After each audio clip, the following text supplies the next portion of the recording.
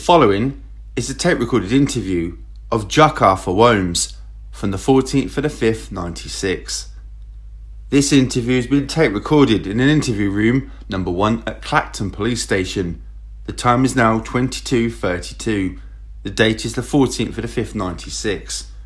I'm Detective Sergeant Tim Willis, stationed at the Central Detective Unit, Police Headquarters.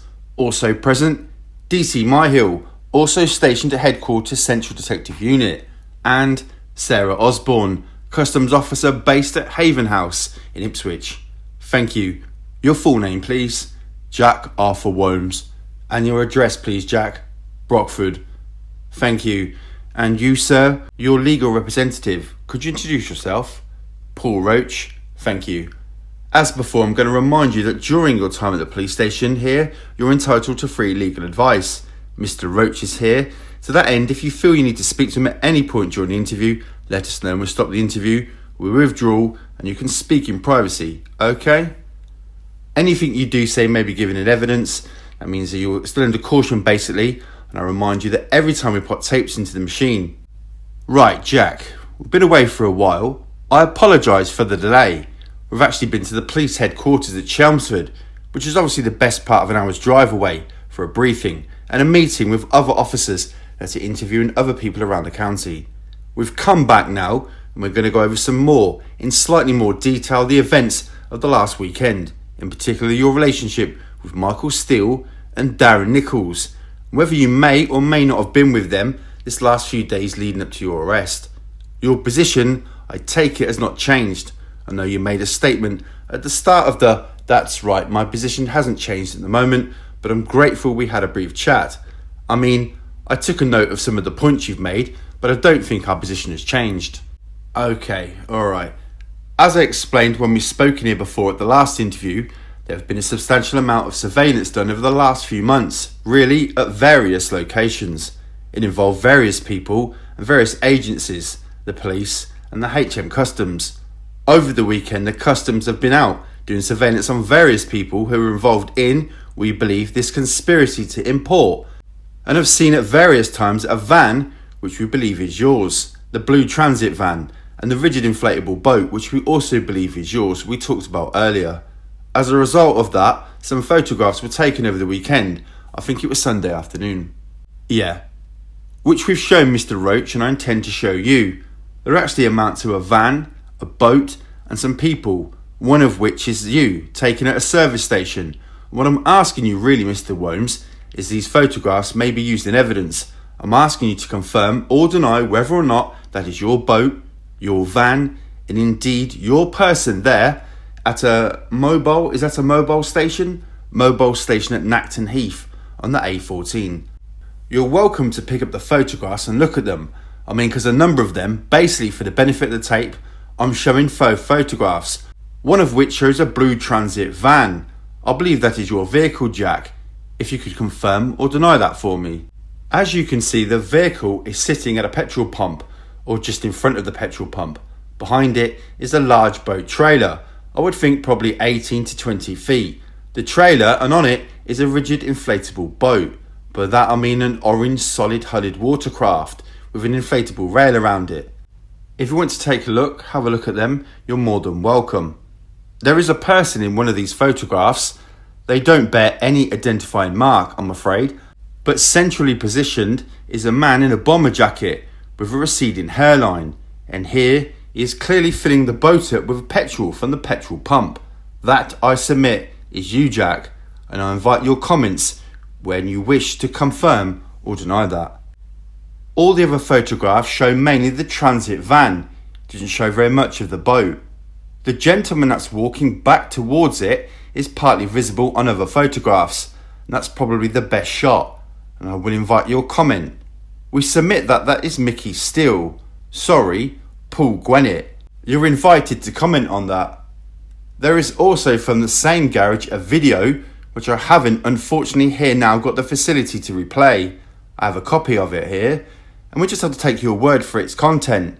It's a very clear video, in actual fact a security video from the same garage, and it shows Mickey Steele and Darren Nichols both in there paying for petrol and goods from the service station.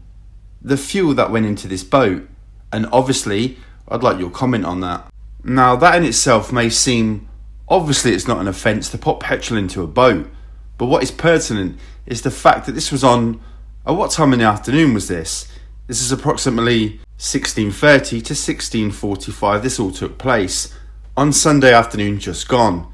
This bloke was then putting, I'll pass this over to you at this bit. At the petrol station, there were these photographs were taken. We only have photographs of the van and the boat, yes, but the observations suggest that yourself arrived in the van and the boat where you met three individuals being Paul Gwinnett, Michael Steele, Mickey Steele, however you may know him, and Darren Nichols. Do you have any comment on that? When you left the petrol station and went to Leventon Marina, your vehicle was followed by a black Jaguar, dark coloured Jaguar, which contained 3 people. And subsequent observations at the marina suggest they're the same 3 people that you were seen associating with at the petrol station. Do you have any comment to make on that? Just prior to going down to the marina, you were seen at a lay-by with the Jaguar parked behind, and the people were seen out tending the boat, shall we say. Any comments? So the boat was taken down to the Leventon Marina, to the ramp at Leventon Marina. Yourself was seen there with Mickey Steele, Paul Gwinnett and Darren Nichols. And the boat was launched, we believe, Mickey Steele and Gwinnett on board. Any comment? About 17:40 hours you were seen leaving the marina in the blue van towing the empty boat trailer, and the Jaguar was behind you at that stage. For some time after, the van was seen on the A14 with the empty trailer, and it was taken to Brockford to Staff House, your home address, where it was reversed in down the side of the house.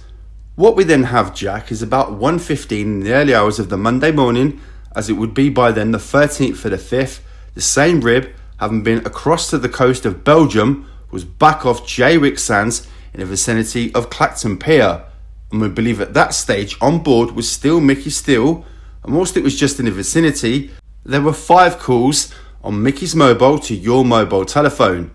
Why was Mickey phoning you at that time in the morning? Why would he be phoning you when he's sitting on a rib just off the beach at Clacton, having come back from Belgium? So about 2 a.m. in the early hours of the morning, the rib, the rigid inflatable, was seen nearing the beach, and there was a 4x4 vehicle, and the 2 people were seen in the vicinity of the boat and the 4x4. Was one of these people you? Did you take the vehicle down there? And whose vehicle were you in?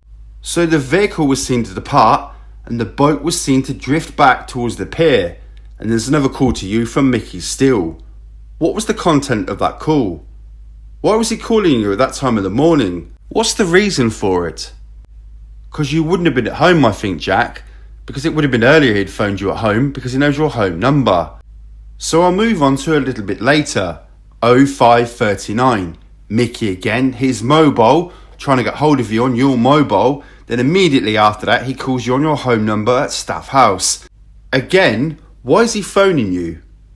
Shortly after that, at 6:30, your van, and I say your van, I mean the blue van which has been seen parked on your drive overnight, was seen proceeding down that A140, towing the empty boat trailer. Now, you went briefly to G&T Commercials, Unit 3, which is the premises you've already mentioned where you work. Why did you go there? After a brief stop there, you were then seen to head into Ipswich Docks, which I believe you know quite well. Is it right you do a bit of work down there?